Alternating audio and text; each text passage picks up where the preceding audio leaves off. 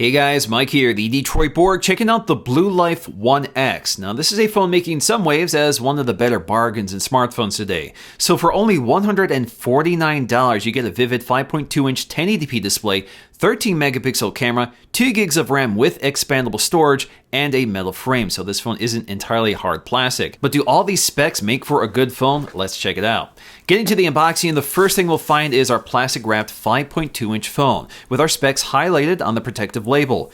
Peeling that off, we'll find a surprisingly thin and lightweight phone with a grippy leatherette material on the back. We also have a metal frame along the sides and Corning Gorilla Glass 3 on the front with rounded edges, which resembles many high-end smartphones today.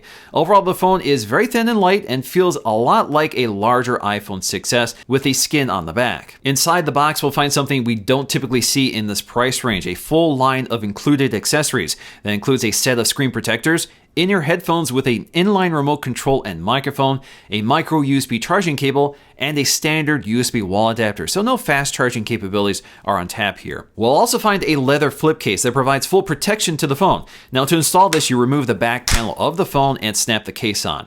The case works a lot like the SU cases from Samsung, which wakes up and puts the display to sleep when opened or closed, and can be folded behind the phone in use. The preview window gives you quick access to things like music controls and your clock. The display on the phone is really quite stunning for this price. It's a 1080p 5.2-inch LCD IPS display with 424 pixels per inch. It's very bright with vivid colors and even backlighting with minimal off-axis distortion. This is a display that would look at home on other higher-end smartphones. Above the display, we'll find our earpiece flanked by an LED notification light, our ambient light sensor and proximity sensor, as well as a 5 megapixel front-facing camera and LED flash. You can activate the flashlight mode for the front-facing camera as well, which is handy, and the LED flash definitely is effective in producing very clear and bright images when used. In the corner, we have a 13 megapixel camera on the back, good for 1080p HD video with an LED flash, no optical image stabilization here.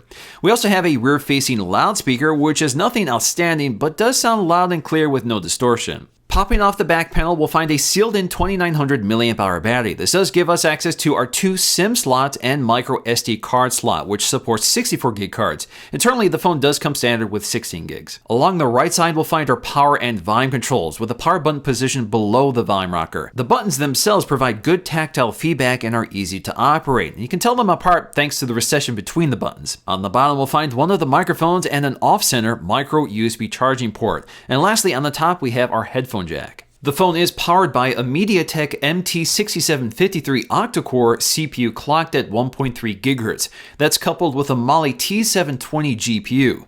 So in terms of our Geekbench scores, that delivers 618 on the single-core score and almost 2700 on the multi-core score, which is well ahead of a phone like the Moto G, with a 1,000-point difference between the multi-core scores. Overall performance of this phone is excellent, with 2 gigs of RAM to work with and a clean stock OS that feels smooth and responsive. Next up, let's walk through the interface here. So this is Android 5.1 and it is pretty close to stock here. So we have our lock screen with our quick access to our phone dialer and our camera app.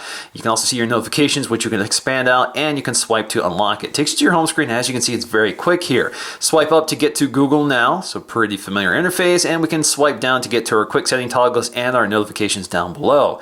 You can see we have our brightness slider and all of our standard controls in addition to our audio profiles. So you can see we have general, silent, meeting mode, and outdoor for increasing the loudness of the speaker. We also have power saving mode that we can quickly toggle on and off. Now this is a GSM phone that works with LTE carriers like AT&T. In fact, all I had to do was install the SIM and it automatically installed the profile for me, so it was really easy. You can see how much data I'm using. And then we also have our recent apps launcher, which again is also close to stock Android, but they have added this clear all button to close them all if you want. Now in terms of the app selection, you can see they've gone with the Opera browser here by default. Of course, you can go with Chrome if you want. Going to the app drawer here, we have some Amazon apps pre-installed in addition to a support app for BLU, which basically takes you to their website. And of course, we have all the standard Android 5.1 Google apps. We do get a file manager for directly accessing our file tree here. So you can see the phone storage and you can see the entire file tree. So if you want to jump right to your camera folder, you can. We also have an FM radio. You do need to connect a set of headphones to act as your antenna, and you can go ahead and tune to the station you want. We also have a music app, so you can sideload your music on your device directly and access it from this app. And we also get a videos app, so you can directly access your files. Now the thing that strikes me is just how quickly this entire operating system is, and that's thanks to Android 5.1, which is really quick and smooth. So getting to the settings panel is fairly close to stock Android here. So we have a few features to take a look at here. Under display, we have something called mirror vision, which calibrates the display for increased performance, and you can go ahead and customize that if you want. Under sounds and notifications, again, we have access to the same features we have access to right here. So again, if you take a look at them, they're basically the same. General, so you can go to general and configure this. So media, alarm volume. So this is kind of the classic setup for managing your individual volume settings. Or you can set these different modes like silent, meeting mode, outdoor mode, and this will explain exactly what these do. We have storage here. So you can see out of 16 gigs, I've already used a little less than half of it. Under battery, we have something called standby intelligent power saving mode, which is different from the standard power saving mode up here. Next up under system, we have smart awake. So these are features you can turn off if you don't want them, but basically these are actions we can perform when the screen is locked.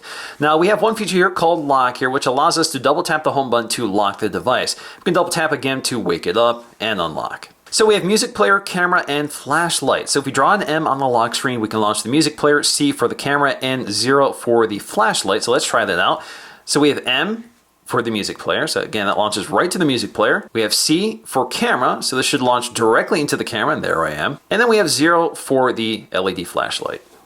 And if you want to turn these off, just draw them again. We also have smart gesture, so we've double-clicked to lock screen, pocket mode, so this will use the ambient light sensor to keep the display off when your phone is ringing or sending notifications, which is handy, saves some power. You can also unlock using the power button, which I don't want to do here. So if I unlock with the power button, this takes me right to where I last left off, or to the home screen. You can flip to silence the call or flip to snooze, and you can learn about these motions here as well. We can also schedule power on and off, so if you want your phone to automatically turn off at night, you can set that up. Now getting to the camera app here, it is fairly full-featured. Of course, we can pinch in and out to zoom, tap anywhere on the scene to adjust exposure and focus, snap your photograph, tap and hold to take a burst shot.